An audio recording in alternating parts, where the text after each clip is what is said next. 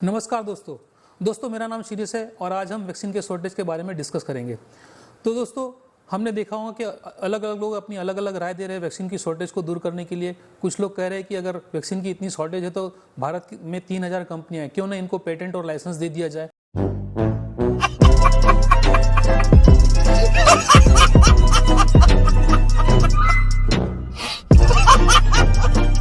कुछ ने तो ये तक सलाह दे डाली कि शॉर्टेज को अगर दूर करना है तो क्यों ना पेटेंट की चोरी कर ली जाए। गजब बेइज्जती है।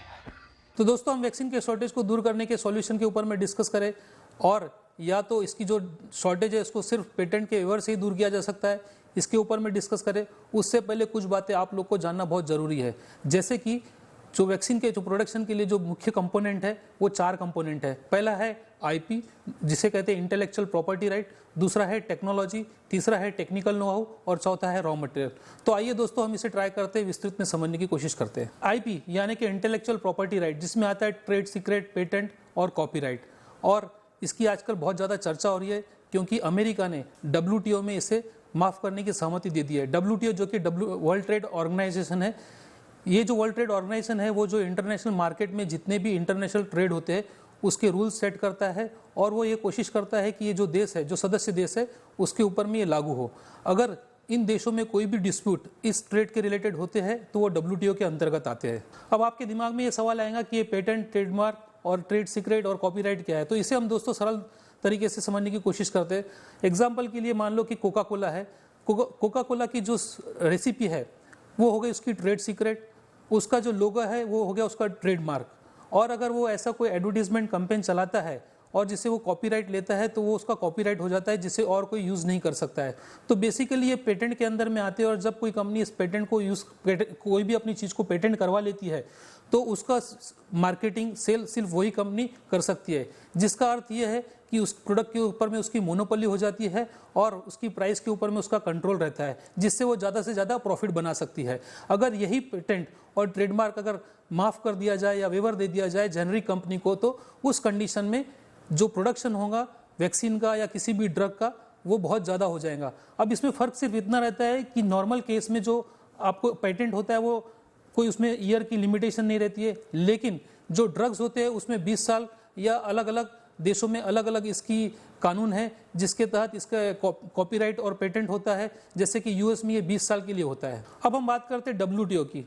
तो WTO के अंतर्गत 3 काउंसिल आते हैं। पहला है गुड्स, दूसरा है सर्विसेज और तीसरा है ट्रिप्स। ट्रिप्स यानी कि trade related aspect of intellectual property rights. उसी तरह ट्रिप्स में एक होता है वॉलंटरी लाइसेंस और दूसरा होता है कंपलसरी लाइसेंस। वॉलंटरी लाइसेंस का अर्थ होता है कि जिस कंपनी के पास में पेटेंट होता है वो दूसरी कंपनी को इसका प्रोडक्शन करने का लाइसेंस देती है। इसका एक बहुत क्लासिक एग्जांपल है इंडिया की जो सीरम इंस्टीट्यूट है, उसने ये लाइसेंस एस्ट्राजेनेका से लिया है, जिसे ऑक्सफोर्ड यूनिवर्सिटी ने दिया है। दोस्तों इस लाइसेंस के अंतर्गत बहुत सारी कंडीशन होती है और इस पे जो लाइसेंस होल्डर रहता है वही इसके ऊपर में कंट्रोल रखता है, जैसे कि कितना प्रोडक्शन करना है, क्या प्राइसिंग रखनी है, कौन से देशों में बेचना है और इसकी रॉयल्टी कितनी देनी है लाइसेंस होल्डर को, और तो और क्या ये सब लाइसेंस कर सकते हैं कि नहीं। वॉलंटरी लाइसेंस की शर्तें बहुत ज़्यादा कई बार कठिन होती है, जिसे हर किसी कंपनी को पूरी कर पाना बहुत मुश्किल होता है। जैसे कि इजराइल की तेवा फार्मास्यूटिकल है, वैसे ही बांग्लादेश की इंसेप्टा इंडस्ट्री है। ये जेनरिक मेडिसिन की मैन्युफैक्चरर है और इन्होंने हाल ही में अपनी असमर्थता जताई है कि जो कंडीशन थी वॉलंटरी लाइसेंस की वो पूरी नहीं कर पाई, तो इसलिए उन्हें लाइसेंस नहीं मिला। उसी तरह कंपलसरी लाइसेंस होता है। कंपलसरी लाइसेंस में सिर्फ फर्क इतना होता है कि ये लाइसेंस में जो लेन देन होता है उसमें कोई कमर्शियल इन्वॉल्व नहीं होता है और ये सिर्फ WTO दे सकता है। यानी कि जिस कंपनी के पास में पेटेंट होता है वो ऐसे देशों में और ऐसी कंपनी को इसका लाइसेंस देता है जिनके पास में इनका कोई पेटेंट ना हो, और तो और उनसे कोई कमर्शियल चार्ज न किया जाए। ये सिर्फ WTO के आदेश पर जारी होता है, बशर्ते जो WTO के जो सदस्य देश है उसने इस प्रावधान को 75% से पारित करना पड़ता है। तो मेरा ये मानना है दोस्तों कि मंजिल अभी बहुत दूर है, क्योंकि इसी प्रावधान के अंतर्गत भारत ने और साउथ अफ्रीका ने WTO में इसकी सिफारिश रखी है कि इसके ऊपर जो पेटेंट है उसको वेवर कर दिया जाए, जिसे अमेरिका ने तो सहमति दे दी है, लेकिन हाल ही में अभी भी ब्रिटेन, जर्मनी और स्विट्जरलैंड ने इससे अभी तक अपनी सहमति दी नहीं है। अब इसके बाद में हम बात करेंगे टेक्निकल नो हाउ। दोस्तों टेक्निकल नो हाउ को हम सिंपल तरीके से अगर समझने की कोशिश करें तो जैसे कोका कोला का अगर हमने उदाहरण लिया है, उस केस में जो उसकी डिज़ाइन है, उसकी मशीन है, उसके मेंटेनेंस है, उसका रिसर्च है, उसका डेटा है, ये सब क्या सब टेक्निकल नो हाउ में आता है। उसी तरीके से टेक्नोलॉजी हो गया। तो जो दोस्तों इस वैक्सीन को जो सेटअप लगता है, जो टेक्नोलॉजी लगती है, उसको सेट करने के लिए, उसको टेक्नोलॉजी इनेबल बनाने के लिए प्लांट को कम से कम 6 से 9 महीने की टाइम लगता है, जिसकी हाल ही में कैडिला के जो सीईओ उसने इसकी पुष्टि की है। इसके अंतर्गत और डॉक्यूमेंटेशन भी करने पड़ते हैं, एम्प्लॉयज को ट्रेनिंग देनी पड़ती है, तो बहुत सारा इसके साथ में काम करना पड़ता है। अब हम बात करते हैं वैक्सीन बनाने के लिए जो सबसे ज़्यादा जरूरी है वो है रॉ मटेरियल की। दोस्तों वैक्सीन बनाने के लिए जो रॉ मटेरियल लगता है वो या तो ज़्यादातर बड़े देशों के पास में ऑलरेडी स्टॉक में है, या तो उन्होंने अपने पास में ही रखा हुआ है। जैसे कि इंडिया की जो सीरम इंस्टीट्यूट है, उसे वैक्सीन बनाने के लिए जो कंपोनेंट लगते हैं उसमें 35 ऐसे क्रिटिकल कंपोनेंट है जो सिर्फ और सिर्फ अमेरिका के पास में अवेलेबल है। वैसे ही फाइजर जो mRNA टेक्नोलॉजी यूज़ करता है उसके लिए जो कंपोनेंट लगते हैं वो 286 कंपोनेंट लगते हैं, जो कि 19 देशों से आयात किए जाते हैं और जिसके 86 सप्लायर है। तो दोस्तों इसका मतलब ये होता है कि हमें चाहे वेवर भी मिल जाए, हमें लाइसेंस मिल जाए, हमें कंपलसरी लाइसेंस मिल जाए, लेकिन जब तक रॉ मटेरियल हमें नहीं मिलेगा तब तक हम वैक्सीन का प्रोडक्शन नहीं बढ़ा सकते। इसके साथ ही अमेरिका में एक डोमेस्टिक प्रोडक्शन एक्ट है। इसके तहत अगर अमेरिका चाहे तो वो अपने सप्लायर्स के ऊपर में, मतलब वहाँ से जो एक्सपोर्ट करते हैं उनके ऊपर में इन मटेरियल का सप्लाई करने पर रोक भी लगा सकता है। दोस्तों पेटेंट को वेवर को लेकर 2 ग्रुप अपने आप में बटे हुए हैं, जिसमें पहला ग्रुप जो है वो फार्मास्यूटिकल इंडस्ट्रीज को सपोर्ट करता है। उसका ये मानना है कि इन कंपनी में बहुत सारा इन्वेस्टमेंट हुआ है रिसर्च एंड डेवलपमेंट के लिए, अगर इस पेटेंट को वेवर कर दिया जाएगा तो आगे कोई भी रिसर्च एंड डेवलपमेंट में खर्चा नहीं करेगा, कोई भी निवेश नहीं करेगा, जिससे नई दवाइयों का इर्जा उपलब्ध नहीं कराई जाएगी। और तो और कल अगर वायरस का वेरिएंट चेंज होता है या नया म्यूटेंट आता है, उस कंडीशन में अगर रिसर्च करनी पड़ी तो रिसर्च नहीं हो पाएगी। इसके अलावा उनका ये भी मानना है कि अगर पेटेंट अगर प्रोटेक्शन दिया जाता है कंपनियों को तो इससे इनोवेशन और रिसर्च को बूस्ट मिलता है। इनका ये भी मानना है कि अगर पेटेंट का अगर प्रोटेक्शन मिलता है तो कंपनी में जो इन्वेस्टमेंट हुआ है उसको रिकवर करने में बहुत आसानी होती है। इसके अलावा 900 ऐसी कंपनियां थी जब ये वायरस आया था, वो इस क्लिनिकल ट्रायल में रिसर्च कर रही थी, लेकिन सिर्फ 10 कंपनियों को इसमें सफलता मिली है। तो इसमें रिस्क बहुत ज़्यादा होता है, इसलिए इन्वेस्टर को इसमें प्रोटेक्शन मिलना बहुत ज़्यादा जरूरी है। इस रिसर्च के दौरान बहुत लोगों ने अपने ऊपर में क्लिनिकल ट्रायल भी लिया है और अपनी जान भी जोखिम में डाली है, तो इसीलिए पेटेंट प्रोटेक्शन बहुत ज़्यादा जरूरी है। फाइजर जिसने mRNA टेक्नोलॉजी के ऊपर में काम करते हुए इस वैक्सीन का इजाद किया है, उसका ये मानना है कि अगर ये बायोलॉजिकल फार्मूला किसी ऐसे देश के हाथ में आ जाता है तो वो इससे बायो वेपन बना सकता है और दुनिया में तबाही मचा सकता है। इनका ये भी मानना है कि जेनेरिक मैन्युफैक्चरर जो है, अगर इनको लाइसेंस दे दिया जाएगा तो रॉ मटेरियल का एकदम से डिमांड बढ़ जाएगा और जिसकी वजह से रॉ मटेरियल की शॉर्टेज हो जाएंगी, और जबकि रॉ मटेरियल के जो सप्लायर है वो बहुत ज़्यादा लिमिटेड है, जिससे रॉ मटेरियल की प्राइस बढ़ जाएंगी और अंत में वैक्सीन का जो प्राइस है वो अल्टीमेटली बढ़ जाएगा। अब इनका एक तर्क ये भी है कि टेक्नोलॉजी ट्रांसफ़र करने में कम से कम 6 से 9 महीने लगते हैं, इसमें डॉक्यूमेंटेशन करना पड़ता है, इसमें बहुत सारी चीज़ों को ध्यान में रखना पड़ता है।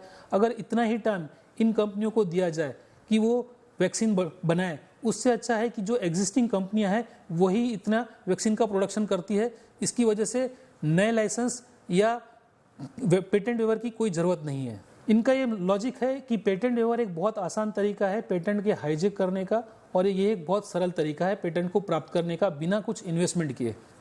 अब हम बात करते हैं दूसरे ग्रुप की, जो पेटेंट के वेवर में अपना पक्ष रखते हैं। इनका ये मानना है कि सभी देशों को पब्लिक वैक्सीनेशन करवाना जरूरी है। पब्लिक वैक्सीनेशन का अर्थ है कि सस्ते दामों में वैक्सीनेशन करवाया जाए।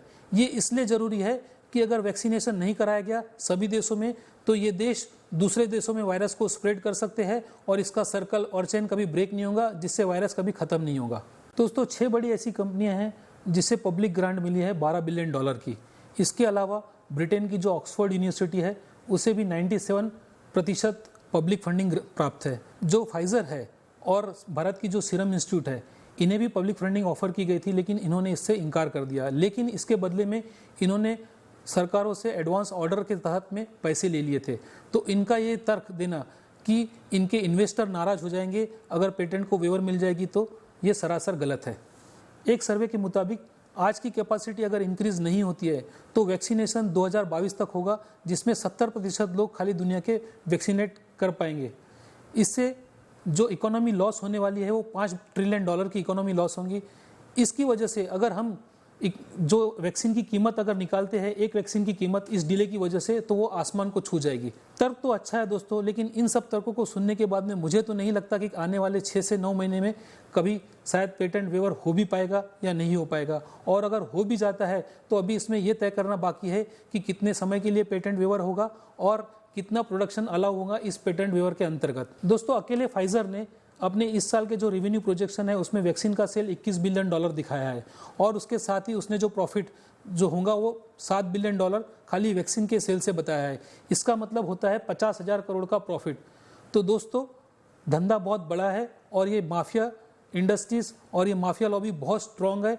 ये कभी ही पेटेंट को वेवर नहीं होने देंगे। हम ये जरूर कह सकते हैं कि वैक्सीन के प्रोडक्शन के लिए जो पेटेंट वेवर की दिशा में काम कर रहे हैं वो बहुत एक अच्छी पहल है, लेकिन सिर्फ पेटेंट वेवर से काम नहीं चलेगा। इसके अलावा और भी कुछ ज़मीनी हकीकतों पे काम करना पड़ेगा, जैसे कि कंपलसरी लाइसेंस लेना पड़ेगा, और अगर हो सका तो वॉलंटरी लाइसेंस पे ज़्यादा फोकस करना पड़ेगा। जैसे जैसे कंपनियां वॉलंटरी लाइसेंस प्रोवाइड करते जाएंगी वैसे वैसे वैक्सीन का प्रोडक्शन बढ़ेगा। हाल ही में जैसे DRDO ने नए ड्रग्स का इन्वेंशन किया है, इससे वैक्सीन की जो रिक्वायरमेंट रहेंगी वो डेफिनेटली कम होंगी, और तो और इससे जो विदेशी कंपनियां हैं उनके ऊपर में बहुत दबाव आएगा, और हो सकता है कि वो लाइसेंस भी प्रोवाइड करे और वैक्सीन की जो कीमतें हैं उसमें भी गिरावट लाए। दोस्तों, WHO जो कि वर्ल्ड हेल्थ ऑर्गेनाइजेशन है, उसने एक बहुत अच्छी बात कही है, with fast moving pandemic no one is safe until everyone is safe. इसका अर्थ ये होता है कि जिस तरीके से महामारी बढ़ रही है, जब तक सब सुरक्षित नहीं होंगे तब तक कोई भी सुरक्षित नहीं है। दोस्तों, उम्मीद करता हूं कि आपको ये मेरा वीडियो बहुत इन्फॉर्मेटिव लगा होगा। कमेंट सेक्शन में मुझे अपनी राय जरूर लिखिए, आपको ये वीडियो कैसा लगा, और अगर आप चाहते हैं कि मैं आपके मन चाहे किसी टॉपिक पर वीडियो बनाऊं तो प्लीज़ उसे कमेंट सेक्शन में जरूर लिखिए। धन्यवाद।